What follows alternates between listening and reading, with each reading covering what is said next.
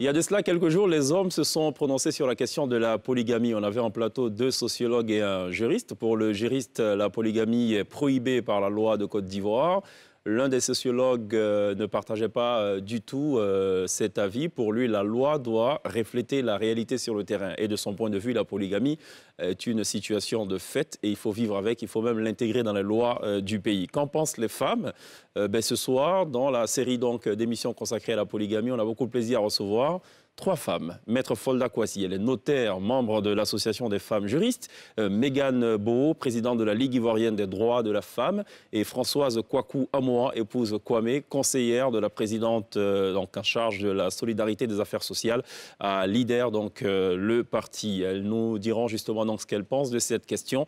Et puis, pourquoi pas, quelles sont les solutions qu'elles proposent. La télé d'ici, l'essentiel de ce que vous êtes en droit de savoir ici. Bonsoir, bienvenue.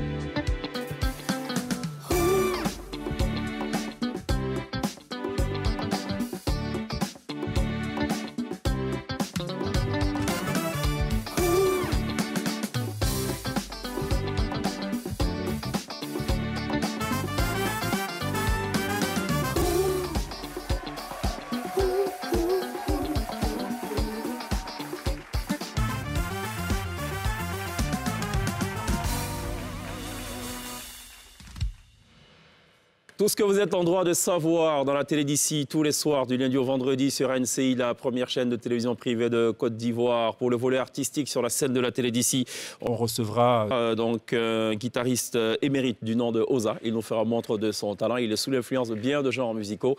Ce sera donc pour la petite touche musicale. Entre-temps, on parle polygamie. On a beaucoup de plaisir d'être en compagnie de Maître Folda Kwasi. Bonsoir, bienvenue. Bonsoir, monsieur. Merci de répondre à l'invitation de la télé d'ici.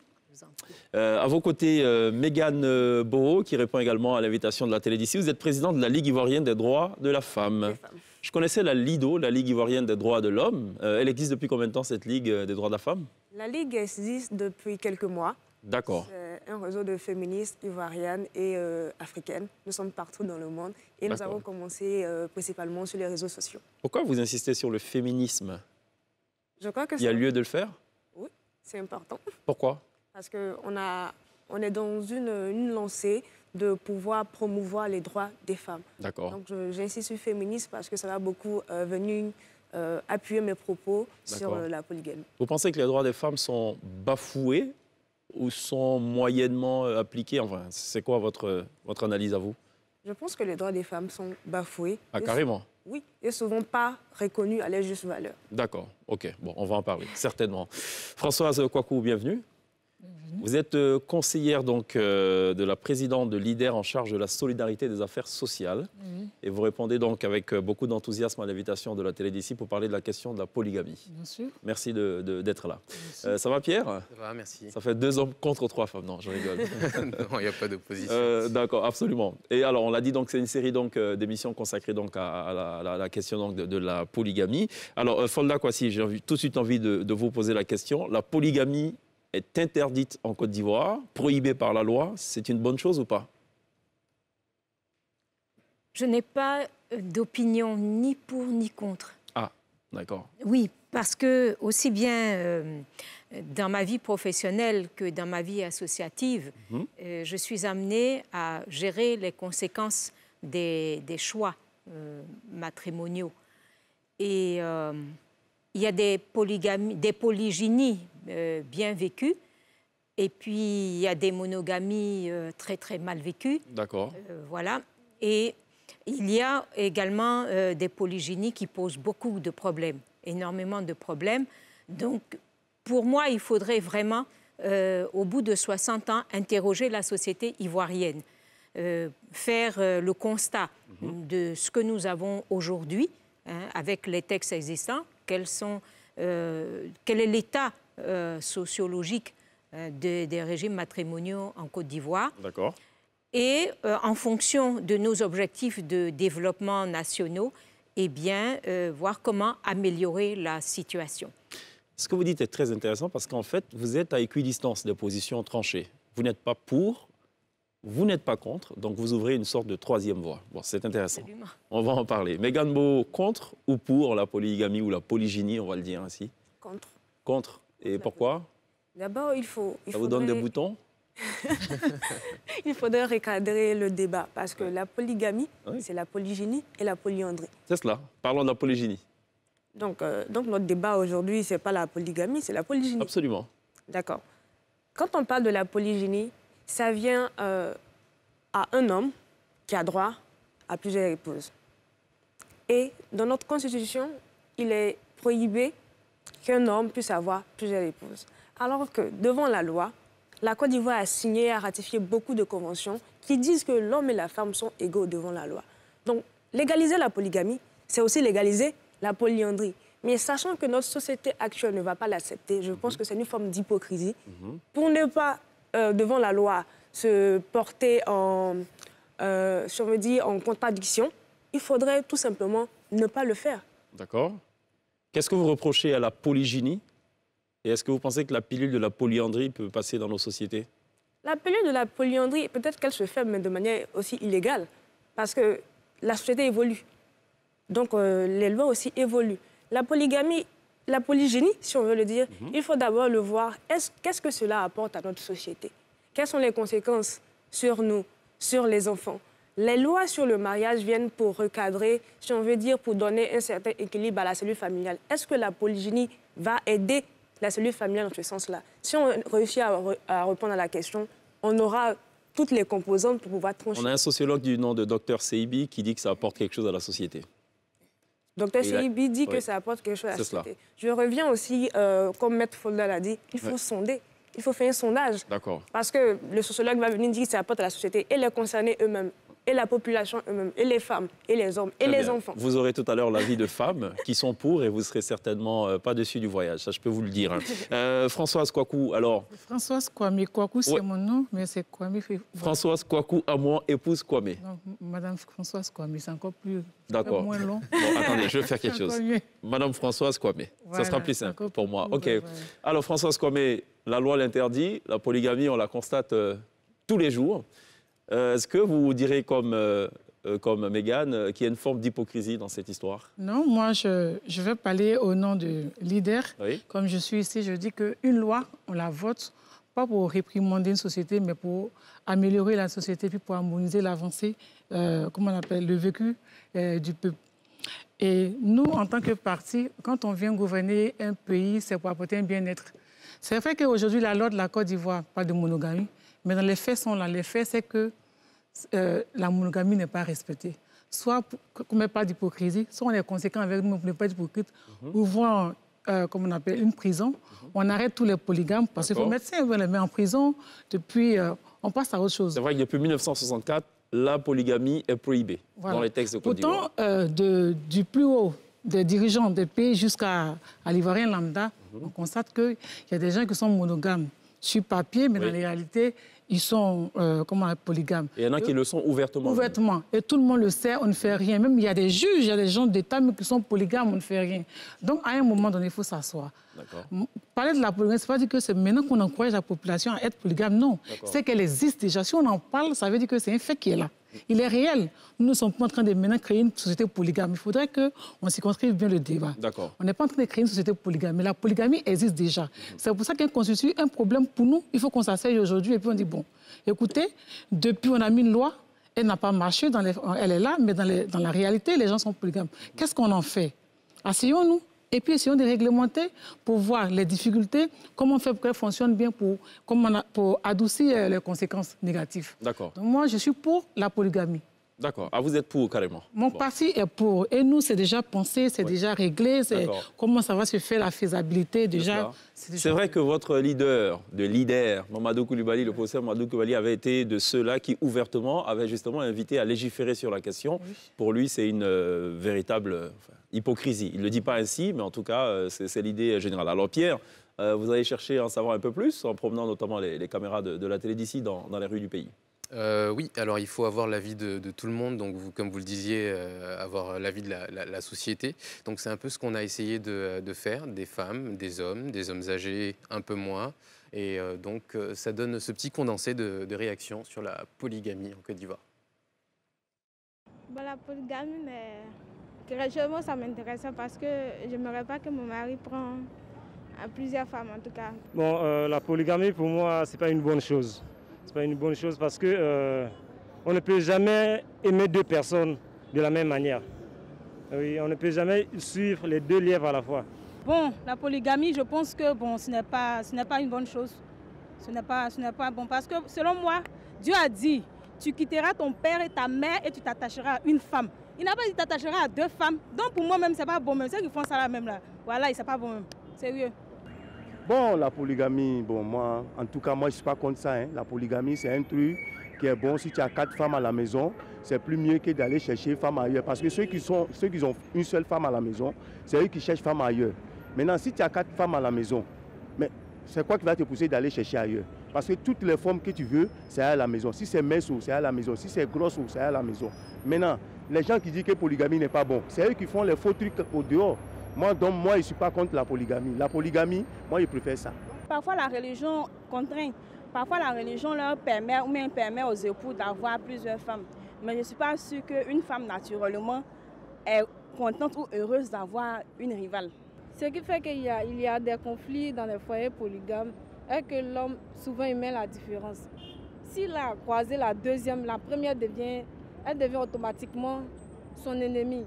Donc là, c'est ce qu'il fait quoi. Et puis la première se révolte et puis bon, ça arrive ce qu'il ne fallait pas arriver. Oui, la polygamie a un avantage parce que, d'abord, si tu as 4 femmes à la maison, 4 femmes à la maison, les enfants seront, c'est une famille, ils vont s'attendre. Maintenant, parce que chaque maman met manger à chaque enfant et puis ils mangent ensemble. Moi, je préfère ça quoi. Parce que, en tout cas, je ne sais pas comment t'expliquer quoi. Oui, il y a...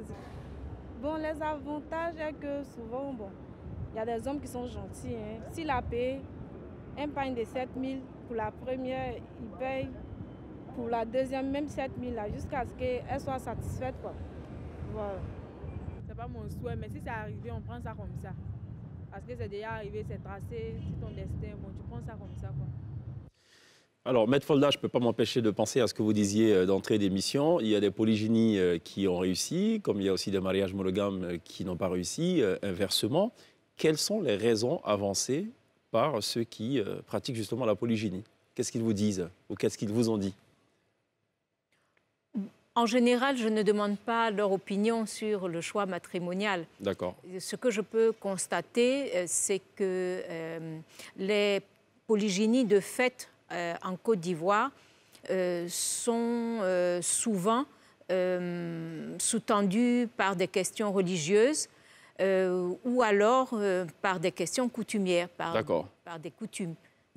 Dans la plupart des cas, c'est ce qu'on rencontre. Maintenant, la polygynie, ce n'est pas non plus une situation qu'on voit relativement souvent, c'est-à-dire un homme qui ne se marie pas du tout, mais donc qui a des enfants au gré des aventures ou des relations de court ou moyen terme avec des femmes. Vous voyez, cette situation-là également, on la voit assez souvent. Bon, ce n'est pas la polygynie. Vous voyez, ce n'est pas la polygynie parce que on verra qu'aucune des compagnes n'est restée plusieurs années. En général, ça dure 2-3 ans. Est-ce que ça se juge à la périodicité, justement, ou du moins à la période? Pas vraiment. Oui, mais quand on... Alors, attendez, parce qu'en droit, par exemple, il y a la notion de concubinage notoire. Hein, et bon, ce n'est pas une notion qu'on utilise encore ici. Mais cette notion de droit s'appliquait sur notamment un indice. C'était une vie de couple qui dure depuis plusieurs années, au vu et au su de tous. Vous voyez, ce dont je parlais dernièrement, c'est que, eh bien, on a des hommes qui peuvent avoir plusieurs relations amoureuses en même temps, hein, et qui vont avoir donc des enfants de ces relations amoureuses qui ne durent pas longtemps. D'accord. Vous voyez, forcément. Vous voyez? OK. Alors, restons sur le cas où, effectivement, on est dans une configuration de foyer polygamique. On a une femme légalement épouse et 3 autres compagnes qui ne sont pas reconnues par la loi, on va le dire ainsi. Et de ces 4 épouses, donc, évidemment, naissent donc une progéniture. Il y a une sorte d'incongruité du point de vue juridique, c'est que les enfants sont tous tout aussi légitimes, donc sont éligibles à l'héritage. Mais par contre, les 3 femmes qui ne sont pas mariées légalement ne sont pas éligibles à l'héritage. Ça vous paraît cohérent, ça, ou pas? Oui, ça ne me paraît pas cohérent, effectivement. C'est pourquoi je vous disais d'entrée de jeu que je ne suis ni pour ni contre. Parce que moi, j'ai à gérer les conséquences de la loi et des choix de régimes matrimoniaux. Voyez? Et je dis, il faut que les textes soient adaptés à la société ivoirienne. Mais la société ivoirienne évoluant, et elle a évolué depuis 60 ans, eh bien, il faut qu'on arrive à une solution qui nous permette de régir la situation actuelle, mais il faut bien connaître la situation actuelle. C'est pour ça que je parlais de sondage, mais je pense aussi qu'il faut une étude statistique sérieuse. Vous voyez, on a entendu... Quand vous dites qu'il faut des études statistiques, est-ce à dire que le nombre peut avoir une incidence sur le changement de la loi ou pas? Absolument. Oui, tout à fait. Combien de personnes ont choisi d'avoir des foyers multiples? Parce que vous avez parfois un homme qui a 4 femmes à la maison, il n'en a épousé aucune. Voilà, et il vit avec les unes et les autres depuis plus de 5 ans, 10 ans, voilà. Donc, il faut vraiment que nous fassions une étude sérieuse, sociologique sérieuse. Très bien. Françoise Kwame, si votre parti a adopté cette position, celle donc de proposer l'adoption de la polygamie, est-ce qu'elle repose sur une étude sérieuse qui a été menée, une étude sociologique? On peut reprendre Maître Folda. OK, merci. Nous, on n'a pas encore fait d'études, mais on parle du constat que la majorité de tous les Ivoiriens, à 110% au moins, sont issus de familles polygames. Nous sommes tous des villageois importés qui sont venus se chercher à Abidjan-Crif. Nous sommes du village, nous sommes venus à l'école à Abidjan. Une sorte d'exode rural. Voilà, d'exode rural. D'accord. Donc nous tous, dans nos villages, nous avons la tête à Abidjan, mais les pieds au village. Donc dans nos villages, on voit que la majorité, surtout avec les travaux champêtres, les familles étaient beaucoup polygames. Donc, et même aujourd'hui, de nos jours, nous disons que nous sommes évolués. Aujourd'hui, on constate même des gens, des juristes, je ne vais pas citer le nom, qui ont des femmes, d'autres sont mariées légalement, et puis ils ont des femmes dehors. Oui, parce qu'il ne faut pas le lier au village, effectivement. C'est pour ça que je suis parlé d'abord de notre passé. Oui, parce qu'il faut qu'on comprenne d'où on vient. Parce que l'enfant, il sort d'une famille, c'est l'éducation qu'il reçoit, ce qu'il voit, qu'il vient appliquer. Vous voyez, je ne sais pas si je me fais comprendre. Donc, vous allez voir des gens, même au plus haut niveau de l'État, vous allez voir, ils ont de l'alliance, mais ils ont 2 ou 3 femmes avec maritalement. Parce que même quand on parle de polygénie, ça dit que c'est le régime matrimonial d'un homme qui a plusieurs épouses. Donc, ça veut dire que c'est déjà fait. Ils sont déjà en couple, comme on le dit. Donc, pour certains, mariés religieusement, d'autres même, coutumièrement. Parmi ceux, la personne a 4 femmes, il y a une qui est mariée, il y a 3 qui ne sont pas, ou même pour ne pas faire une marier personne, elles sont là. Vous voyez? D'accord. Donc, nous, on s'est dit que quoi? De toute manière, quand on dit qu'on va légaliser, ce n'est pas dit qu'on vous impose. Ce n'est pas un devoir, c'est un droit. On ne vous impose pas, comme le régime matrimonial qu'on le fait actuellement, régime de bien séparé, bien. On ne t'impose pas. Parfait. Nous, à l'idée, on n'impose pas. Comme elle a dit, si nous, on venait au pouvoir, c'est une loi référendaire. C'est une loi référendaire qui va tenir compte de l'opinion du peuple. Ce qui répond quelque part aussi à la question de la statistique. Donc c'est une loi référendaire que si les gens sont d'accord, parce qu'une loi, on la fait pour les gens. Absolument. On ne fait pas contre elle. Donc, contre les gens, ce serait une loi référendaire, on va avoir le point de vue. Mais nous, la faisabilité, comment ça va se faire, comme elle a dit, c'est un choix. Quand si c'est adopté, C'est-à-dire que tu as le choix. Puisque déjà, il y a la monogamie, on sait qu'il y a une loi qui est là, mais personne n'en freine. Parce qu'il y a d'autres qui disent que moi, je n'ai pas choisi d'être polygame. C'est la loi qui m'oblige, je suis obligée d'être polygame. Et puis à côté, j'ai ma deuxième épouse pour les papiers du travail, pour les besoins de travail, pour que j'avance dans mon service. Donc, je marie Christine et puis l'autre, elle est à la maison, mais je les aime. Donc, on dit, bon, nous, on va mettre, comme si on ne veut plus aujourd'hui à l'état actuel, si on décide de mettre tous ceux qui ne respectent pas le code du mariage, mais je pense que c'est un palais. Tout le monde va aller... Non, non, non. Tout le monde va aller en prison? Tout le monde va aller en prison. Et les hommes et puis et les femmes qui sont en, comment on appelle, dans les foyers. Parce qu'elles sont toutes, comme on dit, le volet 1, le volet, puis les receleurs. Donc, on les attrape tous et puis on les met en prison. Vous comprenez? Et vous pensez que c'est combien de pourcents de la population active? On dit que comme c'est comme ça, soyons réalistes, asseyons-nous. Donc, quand on va voter la loi, tu vas, quand tu te maries au cours du mariage, tu fais un choix. Mais en ce moment, quand tu as fait le choix, il s'impose à toi. En ce moment-là, si l'autre porte plainte, on t'arrête parce que tu as choisi. C'est cela, absolument. Donc il faut que ce soit totalement transparent. Alors, Mégane Beau... On ne va pas imposer, et puis il faut que les gens comprennent qu'on dit légaliser quelque chose, ça ne veut pas dire tu es obligé de faire. Obligation, c'est cela. Tu peux choisir comme ne pas choisir. Parfait. Mégane, ça vous parle ça ou pas? Donner la possibilité dès le départ donc, au conjoint de choisir un régime? Ça ne me parle pas du tout. Parce que déjà, Mme Kwame a parlé des lois qui sont là pour... ne sont pas là pour réprimander. Mais il y a des lois qui sont là aussi pour réprimander les voleurs, les assassins. Donc la loi, elle est là pour le bien-être de la société. Donc si la société a continué de faire ce qu'elle fait, c'est parce que la loi n'a pas été appliquée. Si depuis, avant, on prenait, comment dirais-je, le prétexte des travaux champêtres, mais là, il n'y a plus de travaux champêtres. Pourquoi est-ce qu'on a continué? C'est parce qu'on a décidé d'adopter ça. L'excision, avant, c'était pratiqué. Le temps a évolué, on a vu que l'excision n'était pas bonne. On a tout simplement aboli. Donc la société évolue. Ce n'est pas parce que quelque chose est pratiqué depuis longtemps que c'est bien pour la population et pour la société. Et aussi, quand on veut faire une loi, on pense aussi aux conséquences de ces lois-là.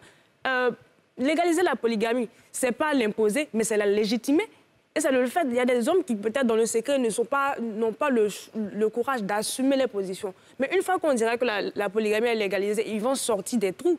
Ils vont sortir de partout pour venir dire « OK, c'est légalisé maintenant. Oh, c'est... » Qu'est-ce que vous répondez à ceux qui disent « C'est vrai que ce n'est pas légalisé, mais dans la pratique, il y a toujours des deuxièmes bureaux, troisième bureau, quatrième bureau, et qu'en fait, il faut légaliser pour que toutes ces femmes-là soient logées à la même enseigne ». Mais pourquoi déjà la monogamie, la loi n'est même pas appliquée elle-même déjà?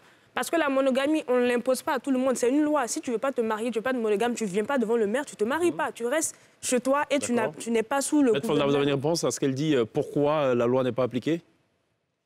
Pourquoi la loi n'est pas appliquée? C'est cela. Oui, effectivement. Il y a le libre arbitre, il y a le choix, n'est-ce pas? Les êtres humains ont le choix. Et quand il n'y a pas suffisamment de choix pour faire son choix, eh bien, il faut donner les moyens voilà, de choisir. Vous voyez, je comprends parfaitement votre propos, je suis partiellement d'accord avec, mais peut-être qu'il faut aller un peu plus loin et permettre que le choix puisse se faire dans de meilleures conditions. Vous voyez, par exemple, qu'on explique d'abord, voyez, ce que c'est que les régimes matrimoniaux. Voyez, parce qu'on ne peut pas, dans un régime matrimonial polygamique, se mettre en communauté de biens. C'est vraiment préparer les bagarres, les tensions futures. Voyez, par contre, mettre en place une obligation pour celui qui souhaite choisir la polygynie avec sa première épouse, qui sera d'accord, donc, dès ce moment-là, de recevoir d'autres coépouses, eh bien que dès le départ, on leur impose, par contre, un régime de séparation de biens. Comme c'est le cas au Sénégal, notamment, au Burkina, où il y a donc une panoplie de choix à faire dès le départ. Alors, mesdames, on va y revenir, forcément. Je vous en fais la promesse, c'est pour ça que vous êtes là. Marquons une pause. On va à la pub. Allons plus loin à la pub, on revient dans quelques instants pour la suite de nos échanges.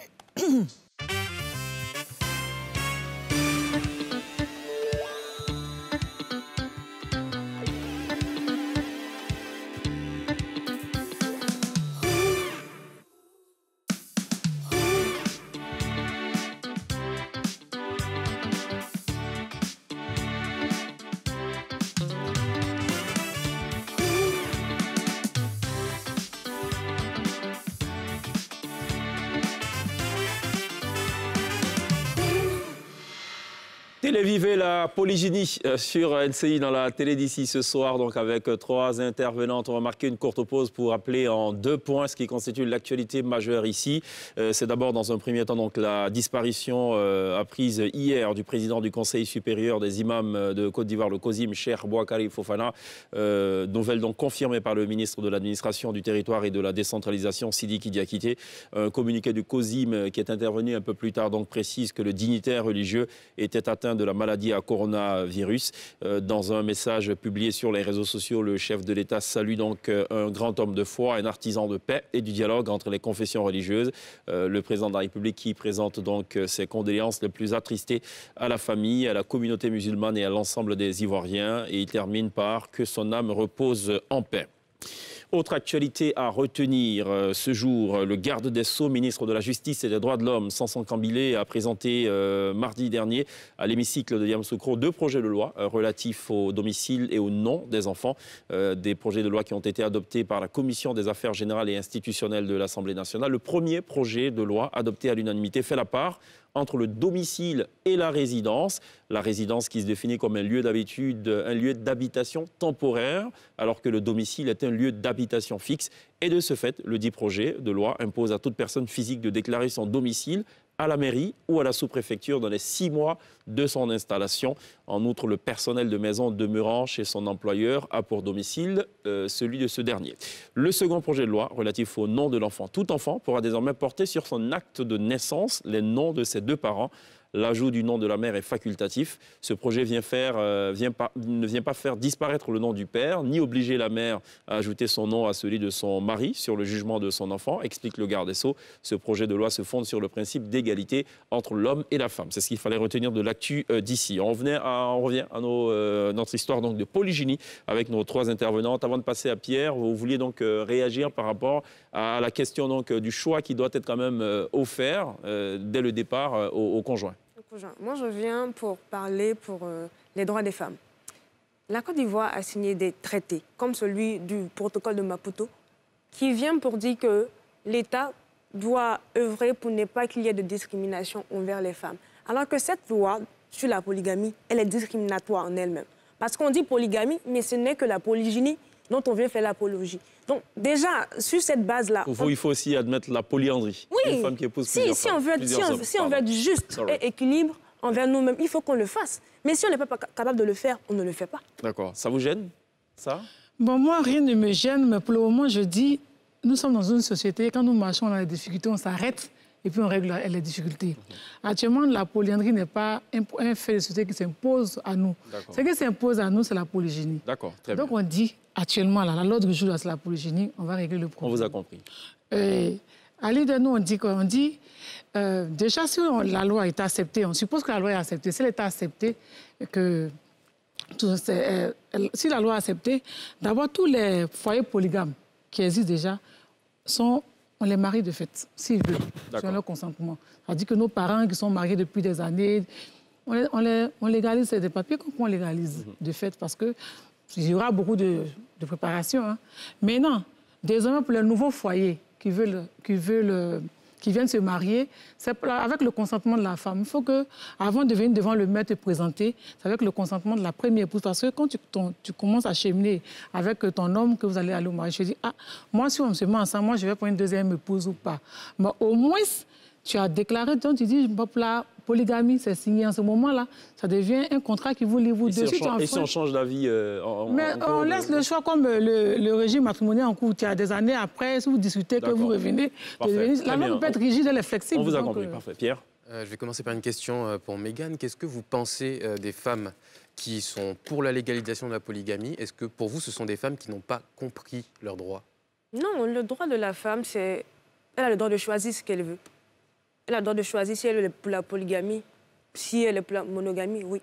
Mais quand on vient sur le cadre juridique et qu'on veut parler d'égalité des droits, on donne les mêmes chances aux deux personnes. Et au fait, pour la polygynie, c'est l'homme qui choisit.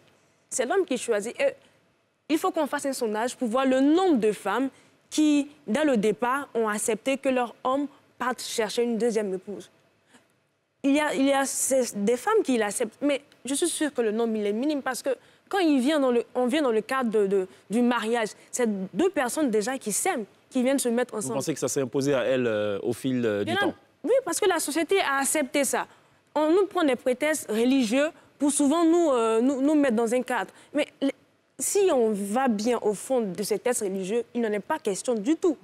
Parce que ce soit chez les chrétiens, que ce soit chez les musulmans, si on va bien au fond du texte, on ne peut pas. Parce que, je prends un exemple, en Tunisie, le président Bougeba, dans les années 1950, en Tunisie, ce n'est pas autorisé. Parce qu'il a dit que, selon lui, son interprétation de la loi, selon l'islam, on ne peut pas être égal ou bien équitable avec toutes ses épouses. Donc, ne pas faire justice à la femme, c'est mieux. Non, pour ce que je sais, et d'ailleurs le sociologue l'avait rappelé, s'agissant de la religion musulmane, on ne demande pas d'aimer au même titre, on demande d'être équitable. Juste. Mais ce qui veut dire que quand vous donnez un pagne d'un tel prix, d'une telle valeur, même de la même couleur, il faut donner pratiquement la même chose aux autres. Voilà. Mais est-ce que c'est fait?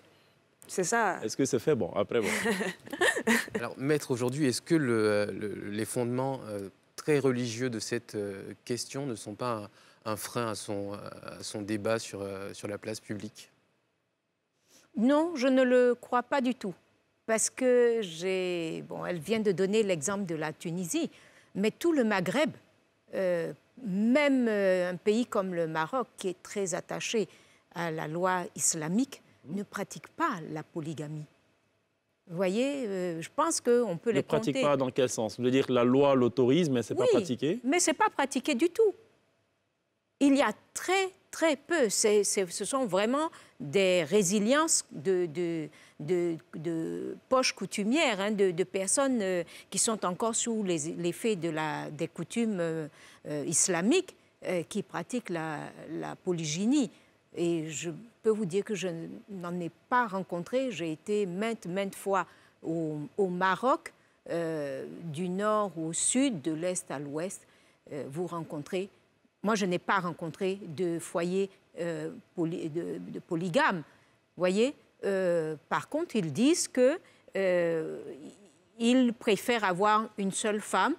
Hein, et que c'est déjà difficile de gérer... Il y a moins de problèmes. Voilà, ils disent que c'est déjà difficile de gérer une femme. Ouais. Hein, s'il faut en avoir plusieurs, ça devient difficile. Mais comme dans toutes les sociétés, il y a une part d'hypocrisie. Mais vous savez qu'au Sénégal, c'est pareil. Le Sénégal, pourtant, admet le régime polygynique, hein, ça n'enlève pas non plus ni l'hypocrisie de cette société, ni les difficultés, parce que ça n'empêche pas un homme d'avoir plusieurs femmes à la maison légalement et puis d'aller voir ailleurs. Hein, parce qu'il a rencontré une belle jeune fille, il a la cinquantaine passée, il a besoin de 109 un petit peu. Bon, il rencontre une belle jeune fille de 24 ans, oulala, et voilà, il perd la tête et puis... D'accord, je ne savais pas que ça rajeunissait le sang. Je voudrais faire comprendre que... Parce que quand j'écoute dans les débats, c'est comme si légaliser la polygamie dit... Il faut être forcément polygame. Non, il faut qu'on soit un peu libéré dans la tête. D'accord. Parce que moi, je suis légalement mariée. Mais il faut qu'on se libère un peu la tête. On met une loi, tu es libre de l'appliquer ou pas. On n'a pas dit que quand on va mettre la polygamie, les hommes doivent être corrects. Le comportement dépend même de chaque individu. D'accord. L'éducation de chacun, même que ce soit dans un foyer polygame ou monogame, c'est le caractère de l'individu, mais l'éducation qu'il a reçue qui rentre dans le foyer polygame ou monogame. Si c'est une personne bien éduquée, qui a reçu une bonne éducation, ça va se ressentir dans son foyer qu'il soit polygame ou bien monogame. Donc, il ne faudrait pas comprendre, comme on a dit que, parce que quand j'entends les interventions, tel pays est polygame, ça n'arrête pas l'hypocrisie. Non. Moi, dans mon entendement aujourd'hui, je suis assise. Pourquoi je penche, moi m'étant mariée légalement, puis je penche pour la polygamie, je dis, bon, c'est vrai, j'ai eu la chance, moi, d'être mariée. C'est ma chance. Mais il y a des foyers qui sont polygames. Peut-être que le monsieur a envie de marier ses 3 femmes, mais il ne peut pas. Donnons-leur la possibilité. S'il ne veut pas, c'est son choix. Il faut que on est venu pour être heureux. Hein. Chacun vit selon ses convictions, selon sa vision personnelle de sa vie. S'il décide d'être polygame, c'est son choix. Si on a mis la loi, mais là, cette loi d'aujourd'hui-là, je dis, elle ne marche pas. On n'a pas puni, ça continue. Laissons. Faisons table rase. Mettons une nouvelle loi, mettons une nouvelle loi avec la vie des gens, si c'est passé. Maintenant, c'est celui qui veut dire, bon, moi, la loi, là, il m'en fout, je vais être polygame. C'est son choix.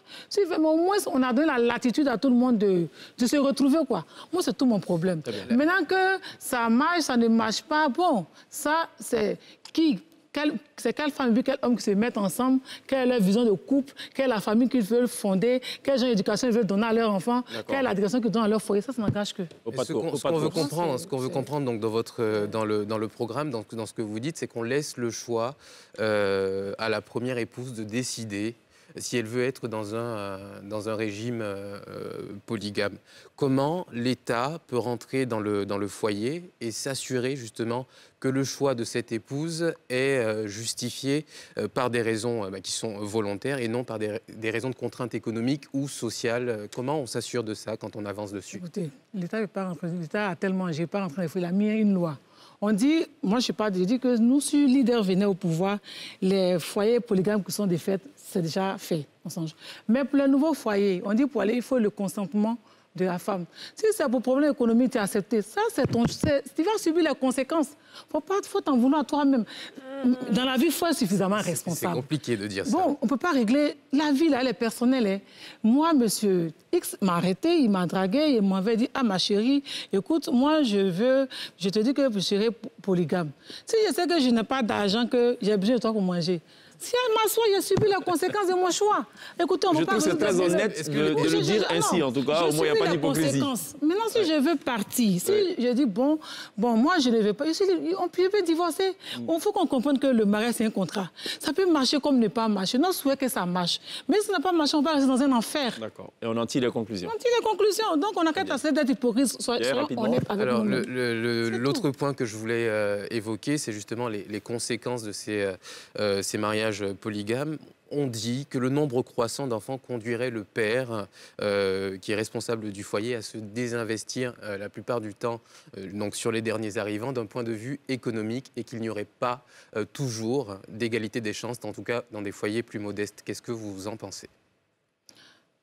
Bon, je peux... Question ouverte à tout le monde. Il y a plusieurs... Une minute chacune, de grâce. Okay. Il y a plusieurs conséquences déjà. Pour les enfants, il a été démontré, selon plusieurs études, que les enfants qui sortent de foyers polygames ont beaucoup plus de problèmes au niveau de l'attention. Ils souffrent d'un déficit d'attention. Ils sont plus, comment dire, ils sont plus sensibles à la violence. Parce que dans les foyers polygames... On a reçu le sociologue Dr Seibi, le fils de polygame. Il allait être très structuré dans son raisonnement. Non, comme je dis, le taux il est élevé. Ça ne veut pas dire que voilà, c'est pour tout le monde. C'est toujours l'exception qui vient confirmer la règle. Comme je disais, il y a d'abord sur le niveau psychologique, la femme elle-même. La première épouse qui reçoit une deuxième épouse, elle va voir cela comme un échec. La pression psychologique et la compétition pour reprendre son mari. C'est-à-dire qu'on vient dans un schéma où c'est l'homme qui, au gré de ses envies, va faire venir des femmes. Et là, pour cela, moi, je m'oppose en tant que défenseur des droits des femmes. Cette loi-là ne va pas venir empiéter sur les droits que déjà on n'a pas. On a compris. Françoise Kwame, votre avis sur, rapidement, en une minute? Moi, je pense que même dans les foyers polygames aujourd'hui, depuis le temps passé, les femmes participent au foyer, la famille, elles vont au champ, elles font du commerce. Il y a des gens, même dans les foyers, c'est les femmes qui vont.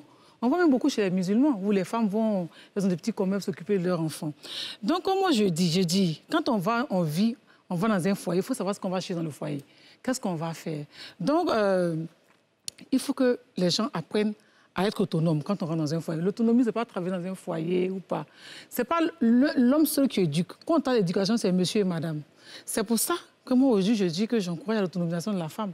Quand on rentre dans un foyer, il faut faire quelque chose pour que, si le monsieur est défaillant, tu puisses prendre le relais. Okay. Vous voyez, donc, pour éviter les conséquences encourageantes, comme elle est là, elle œuvre pour le droit de la femme, je pense que pour que la femme soit vraiment bien respectée, son droit soit vraiment bien respecté, il faut encourager à l'autonomisation de la femme. Parfait, d'accord. Mesdames, marquons une autre pause. On va souffler quelque peu sur cette question qui suscite évidemment beaucoup de passion. On se retrouve dans quelques instants pour la suite de la télé d'ici sur NCI.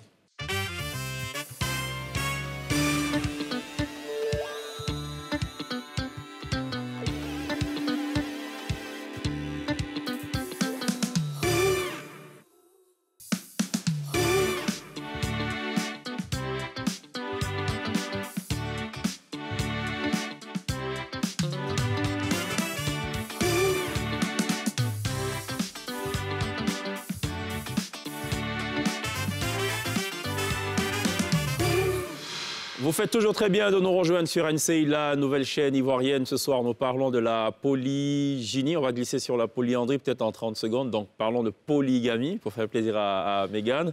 On a beaucoup de plaisir d'être accompagné de Maître Folda Kwasi, de Mégane Beau et de Françoise Kwame, qui voulait d'ailleurs réagir assez rapidement en 40 secondes sur la question évoquée par Pierre, les conséquences de la polygamie. Les conséquences sur les derniers enfants. Oui. Il a dit que généralement dans les foyers, je ne sais pas si je me suis fait... Mais ce n'est pas seulement la polygamie. Quand généralement on fait les enfants, on est jeunes, on a le temps de bien s'occuper.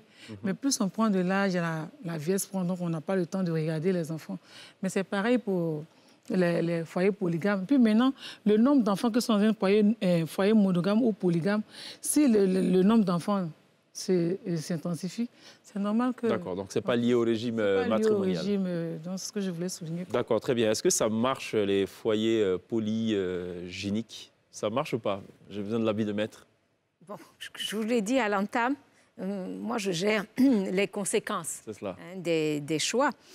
Et c'est vrai que j'ai eu l'occasion de constater que dans une fratrie, il y a plus d'enfants laissés pour compte dans un foyer polygynique que dans un foyer monogame. Voyez, effectivement, ce que vous aviez dit, c'est que l'homme se sent beaucoup moins responsable des enfants et confie beaucoup plus l'éducation des enfants, l'entretien des enfants aux mères, parce qu'il a le souci de gagner beaucoup d'argent de façon à entretenir tout le monde. Déjà, donc, il est très souvent absent du foyer.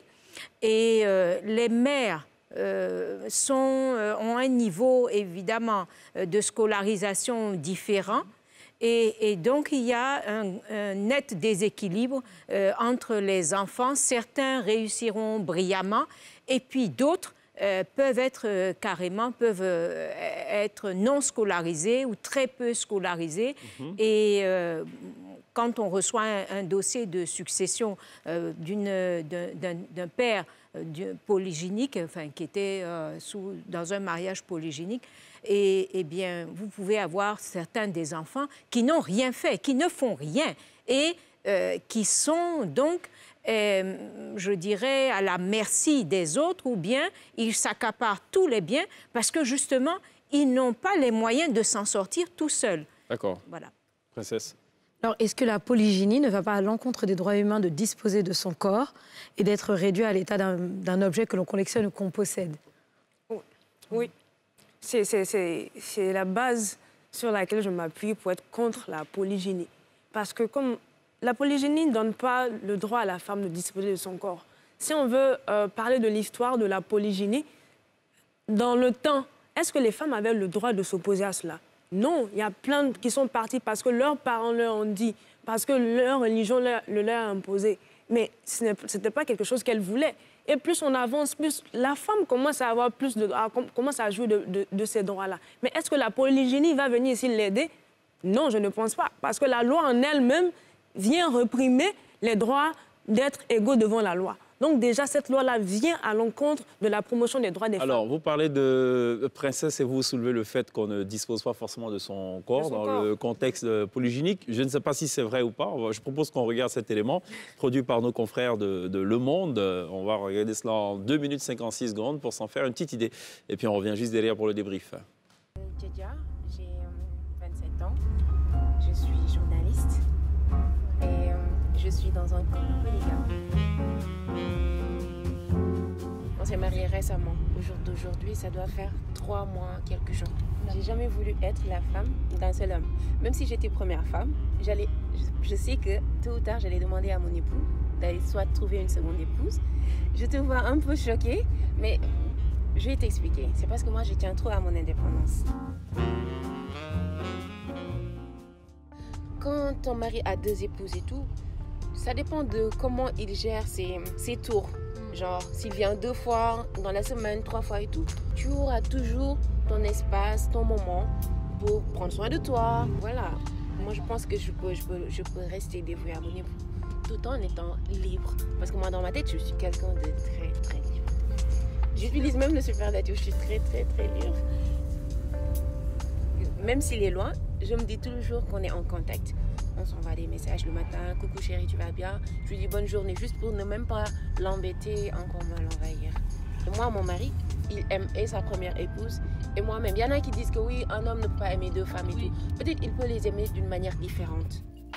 Moi, je ne l'ai pas encore rencontrée parce que c'est toujours difficile pour elle, soit de m'accepter ou encore de me recevoir. Je comprends ça et je le dis à mon époux et j'évite même de la rencontrer comme ça par surprise. Je ne suis pas dans la logique de j'ai une co-épouse, je vais lui montrer que oui, c'est moi la plus jeune, c'est moi qui ai chippé ton époux, tu ne vaux plus rien. Au contraire, je ne suis pas dans cette logique du tout. Peut-être que j'ai été un peu moulée par peut-être l'éducation religieuse que j'ai reçue très tôt de mes parents. Et dans ma famille, il y a plein de tantes, plein de mamans qui sont deuxième femmes. Socialement, ici au Sénégal, il y a le poids de la société qui te pousse à te marier. Être dans un mariage est mieux que rester maîtresse à vie ou bien rester là, ne pas se marier. Les gens diront que oui, tu as des esprits qui font que tu ne te maries pas ou bien il y a des hommes qui ne t'aiment pas. Par rapport à ma famille, il y en a qui sont très surpris. Il y en a qui pensaient que c'était un bluff. Il y en a qui disaient, bon, si elle grandit, elle va oublier ça. En plus, elle est très moderne, elle est mondaine et tout. Moi, j'allais danser, je faisais tout ce que je voulais. Je vivais ma vie, franchement. Mais là, il y a des gens qui disent, oui, pourquoi elle a fait ça? Elle est aussi dépitée pour rentrer dans un mariage, voilà, polygame et tout. Mais je gère ça avec philosophie. Alors, Megan Bowe, c'est assez surprenant. Elle l'assume. Elle a même dit, d'ailleurs, elle a toujours eu la conviction qu'elle allait être dans un foyer polygynique. Ça vient un peu en porte-à-faux de ce que vous disiez, non? Non, elle vient de l'expliquer. Elle a parlé de la société, du poids de la société. Elle a dit, c'est peut-être, ouais, c'est peut-être ça, oui. Elle a parlé du poids de la société. Et j'aimerais qu'on souligne un point. La majorité des femmes qui luttent pour le foyer polygamie, qui sont les deuxièmes ou les troisièmes. Les premières, difficilement. Pourquoi? Parce que c'est tellement simple.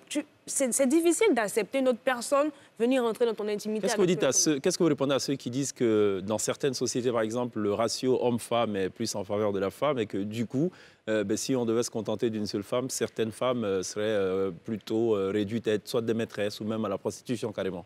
Mais c'est là où la société pense qu'une femme ne peut seulement que s'accomplir dans le mariage. Bon, vous y avez répondu. Princesse? Est-ce qu'une femme, justement, peut véritablement être épanouie dans un foyer polygame? Polygame, je ne pense pas. Vous avez fait des études? Je ne pense pas. Je ne pense pas. Il y a des études qui sont sorties, oui, qui ont parlé de l'aspect psychologique. Parce qu'il ne faudrait pas seulement qu'on parle de l'aspect juridique. Et une loi, elle vient pour des hommes qui vivent dans une société. Donc aussi, on parle de cette loi-là. On parle aussi de cette loi par rapport aux conséquences psychologiques, sociales que ça peut impliquer. Une femme dans un foyer polygamique, est-ce qu'on paie avec elle-même pour prendre soin d'elle-même? Non. Puisqu'il y a la compétition, il y a plein de choses. Faire plaisir au mari, c'est quelque chose c'est un poids. J'aimerais bien entendre l'avis de Maître Folda rapidement sur... Oui, ce point du débat m'interpelle parce que je me suis toujours posé la question, est-ce que le mariage est le seul lieu d'épanouissement d'une femme? Je ne le crois pas du tout. Je ne le crois pas du tout.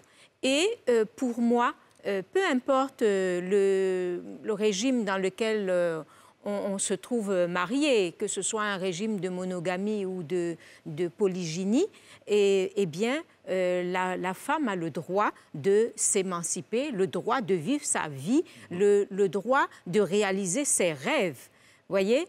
Et je veux dire, c'est ni un frein pour le mariage monogamique, ni une porte ouverte pour le mariage polygynique. Il faut savoir ce qu'on veut et il faut que la société accepte qu'une femme qui ne se marie pas n'est pas une dévergondée. Parfait. Voilà. On a compris votre position. Françoise Kwame, sur ce sujet, rapidement, avant de repasser effectivement, il faut que ça, c'est pour tout le monde.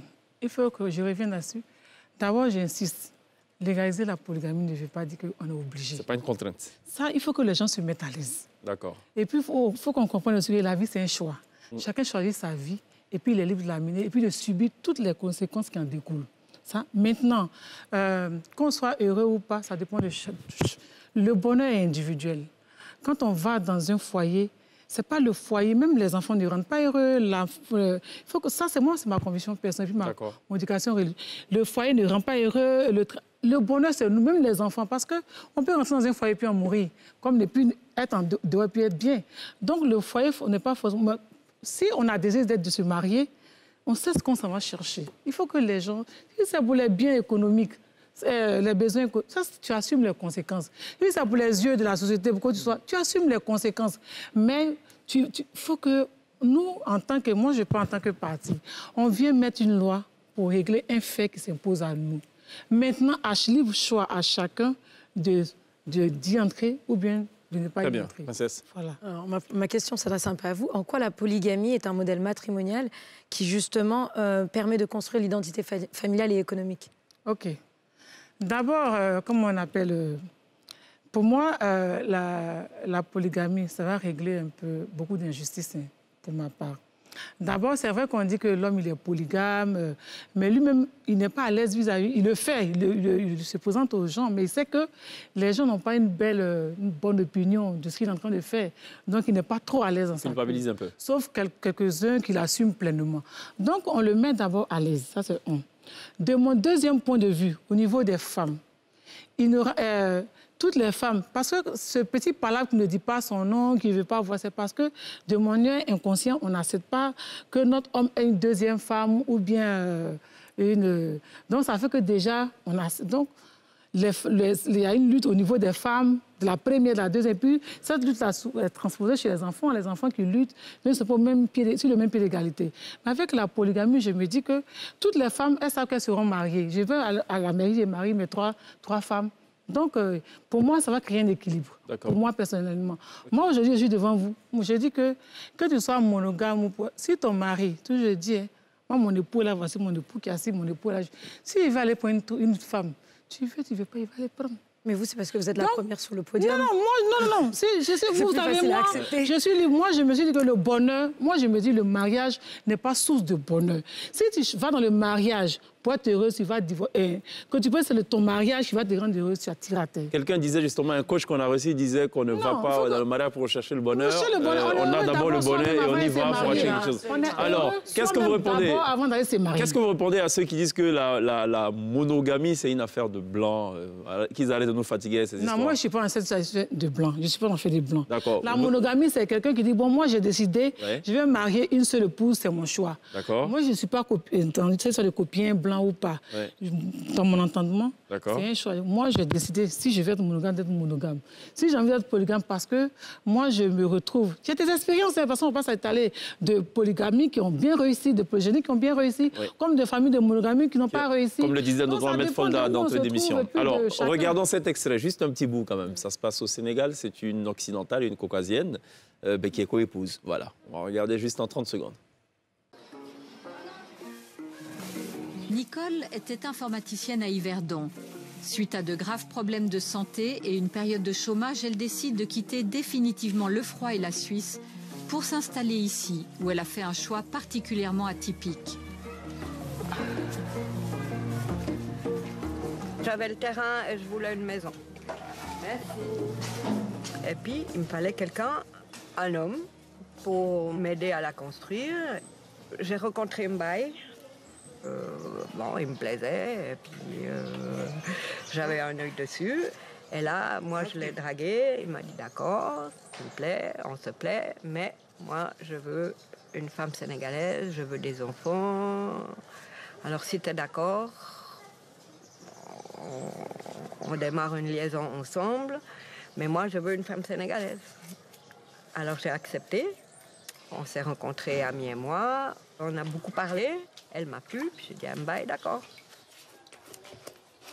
Nicole est considérée comme l'aînée. Son mari Mbaye a 15 ans de moins qu'elle. Ami, la coépouse, en a encore 15 de moins. Ici, au Sénégal, à majorité musulmane, la polygamie est courante. Plus rare d'avoir une épouse noire et une blanche. Nicole, qu'est-ce qu'elle représente? Pour moi, elle représente tout pour moi. Parce qu'elle aime mes enfants.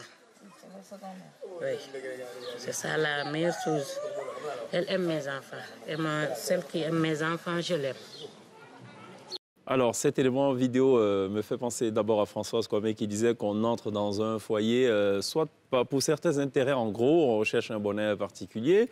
Maître Folda qui disait qu'il y en a de toutes les formes, hein, finalement, et tout. Qu'est-ce que ça suscite en vous, Mégane, cet élément?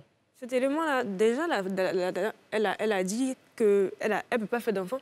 Et le monsieur lui a dit qu'il veut une femme sénégalaise pour faire des enfants. Ça montre déjà que la société pas nous impose, mais nous donne souvent des schémas qu'il faut avoir ou bien il faut adopter pour être considéré dans la société. Je ne suis pas sûre que Mbaye aurait accepté de se marier uniquement avec cette femme-là dans cette société sénégalaise. Il n'allait pas le faire. Pour pouvoir être accepté, il lui a dit « je vais prendre une autre femme sénégalaise et faire des enfants ». La dame dit que la dame aime ses enfants, mais elle n'en a pas. Elle est dans le foyer, elle a accepté parce qu'elle sait qu'elle n'a pas le choix. Elle n'a pas le choix. Le monsieur va faire des enfants, elle est obligée de les aimer. D'accord. Princesse. Oui, rapidement. Je ne sais pas pourquoi on veut que la société... Mais nous, on peut impacter la société. C'est son choix. Elle a quitté son pays pour venir. Elle a choisi, elle assume. On connaît la mentalité des Blancs. Si elle ne veut pas, elle ne veut pas. Et bon, je sais qu'il y a l'hypocrisie partout, hein, mais quand même, chez nous, c'est un peu plus que chez eux. Donc, elle a choisi. Pourquoi vous voulez que nous, la société veut? C'est parce qu'elle n'a pas enfant. Elle a choisi. Elle dit, elle veut. Est-ce qu'on a attaché sa main pour la mettre là? Elle assume. Je voudrais que chacun assume sa vie. Laissons... Il faut qu'on comprenne, laissons les gens vivre. Si nous, on met une loi, ça ne veut pas dire qu'on oblige les gens. D'accord. Laissons les gens, j'insiste. Okay. Hein. Très bien. Les gens sont libres de choisir. Alors, évidemment, cette situation, bien des fois, amène donc à des rivalités parfois très poussées. Parfois, c'est un peu drôle, comme nous le montre d'ailleurs ce petit élément vidéo.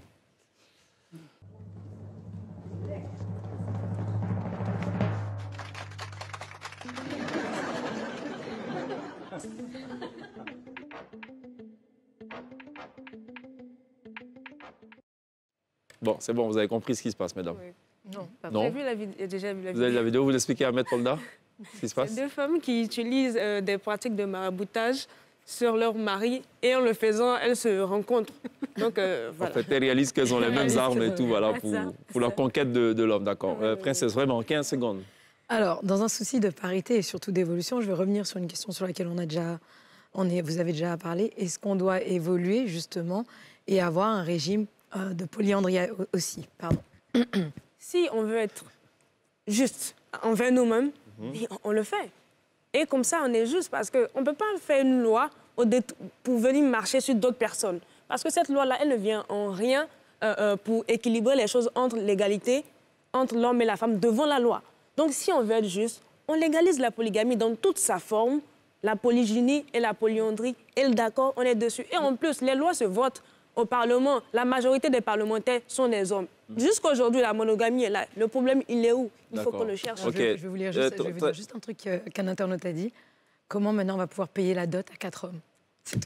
D'accord, ok. Bon, alors, on connaît la position de Françoise Kwame sur cette question. Pour elle, la polyandrie, visiblement, ce n'est pas une question pour l'instant abordée dans nos sociétés. On est plutôt sur la polygynie, on l'a compris. On va aller tout droit, donc, on va visiter une famille. C'est une famille un peu particulière, la famille Tongpi. Voilà, donc il y a un monsieur Tongpi et une madame Tongpi. Ce soir, ça parle de divorce. Enfin, je ne vais pas regarder, je le découvre en même temps que vous. Voilà. Ma vie, quand j'ai eu ton coup de fil là, vraiment j'ai eu peur. Mais quand je suis venu, j'ai vu tout le monde en place là. Ça va mieux. Mais de toute façon, ta figure est serrée là. Je suis fatiguée. Aïe. Je ne sais pas ce que Norbert me veut. Peut-être que ce sont les sorciers de mon village qui l'ont envoyé pour me tuer ou je ne sais pas. Comment ça? Monsieur passe son temps à sortir. Quand je me plains, il claque les portes. Le comble même, il a fait 3 jours dehors. 2 jours. 2 jours à cause d'accident. C'est la même chose, là. Tu découches. Ma vie, pardon, on va régler ça. On va régler, on est en famille, on va régler ça. Écoutez, moi, je viens de la France. Alors, ma fille m'a appelée en me disant que son mari découche. Et c'est tout le temps comme ça. Donc, elle me dit qu'elle veut partir de la maison. Je suis venue la chercher. Madame, ici, là, on est à Abidjan, on est en Afrique. C'est qu'elle a fait en règle. Même quand on tue l'homme, on règle, ma fille. Papa, moi, je veux partir. Ma fille, tu veux partir? Je veux partir. Monsieur, 2 fois. Elle dit qu'elle veut partir. Madame, j'ai dit, hein, chez nous, là, donc tu n'accouches pas enfant pour lui. Mon enfant, là, c'est moi, je suis là comme ça. Faut pas te fatiguer. Ne va même pas. Reste à ta caille. Non, ça va. Ah, mais c'est mieux. Parce qu'en France, un homme et une dame se séparent. C'est l'homme qui fout le camp. Allez, foutez-moi le camp. Attendez, C'est quoi ça là? Attends, Francine, tu es dans quoi même? C'est quoi ça là? Mais, oh non, je n'aime pas ça. Hein. Il t'a loué, je dis, je te donne 10 000. Faut bien te faire passer pour ma maman qui a quitté en France. Toi, tu as bien dit à mon mari de partir. Je n'aime pas ça. Hein. Le vieux, oui, on va régler ça nous ici. On en a fait en Afrique, là, on fait par là, on règle dans la maison. Viens. Ainsi donc vous vous appelez Francine? Bien sûr que je m'appelle Francine. C'est vrai qu'une femme avec du caractère, c'est bon, mais il ne faut pas exagérer. Venez vous asseoir, la Francine. Voilà, donc il y a la location partout dans ce pays. Pas même que pour les dots et tout, on loue des gens, voilà. Ça fait.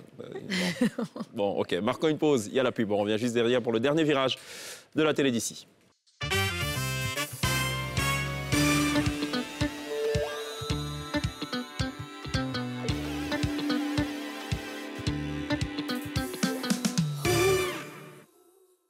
Retour sur le plateau de la télé d'ici pour le tout dernier virage et le tout dernier tour de table. On va commencer par Mégane, ensuite Françoise Kwame et terminer par la position du centre. Voilà, question de polisser un peu cette conclusion. Alors Mégane, polygynie, ouais, la position elle est connue. Pourquoi? Parce que l'État doit pouvoir assurer le droit de tous les êtres humains qui vivent dans le pays. Et les droits des êtres humains sous-entendent les droits aussi des femmes. Donc une loi qui va venir discriminer les femmes, pour moi, elle a proscrit. D'accord, très bien. Françoise Kwame? Bon, pour moi, je me dis qu'il est temps de nous départir de nos émotions négatives concernant la polygamie. Mettons notre code du mariage à jour pour que ça s'adapte à la réalité. D'accord. Et je vous dis de compter sur l'idée. Si nous on arrive au pouvoir, on le fera. D'accord. Maître Folda, vous terminez. Écoutez, bon, moi je suis pour la légalité, profession oblige. Et les deux avis vraiment se contrebalancent. Parce que je suis d'accord avec Mégane que si dans la Constitution, il est écrit que l'homme et la femme sont égaux, il n'y a pas de raison qu'ils ne le soient pas face au choix du type de mariage, du type de régime dans lequel ils veulent s'engager. Maintenant, effectivement, notre société ivoirienne n'est pas prête à accepter la polyandrie. Vous voyez, donc, bon, il faut soit on modifie la Constitution et on revient à ce que l'homme et la femme ne soient pas égaux. Bon, et à ce moment-là, on rejoint Madame Kwame, quoique je ne pense pas que ce soit son objectif final. Donc, il faut absolument analyser tous les aspects de la question. Très bien, parfait. En tout cas, merci d'être passé pour nous faire part de vos analyses respectives sur la question de la polygynie. C'est une émission sur une série d'autres émissions à venir. Merci à Maître Folda, merci à Mégane Beau, merci à Françoise Kwame d'être passée par la télé d'ici, merci à Princesse. On vous laisse en compagnie d'un instrumentiste du moins de charme, guitariste donc émérite. Il se nomme David Oza. Il est titulaire notamment d'une licence en chimie. Qu'est-ce qu'il vient faire à la musique? Je ne sais pas. Il a été piqué par le virus justement du rythme et de la mélodie. Il a d'abord commencé par la percussion, ensuite la batterie, par la suite la guitare basse et finalement il fait corps avec la guitare solo. Et ce soir, il est l'invité artistique de la télé d'ici pour nous offrir un freestyle en 8 minutes. Merci d'accueillir right now sur la scène de la télé d'ici David Oza. On se retrouve demain. D'ici là, take care.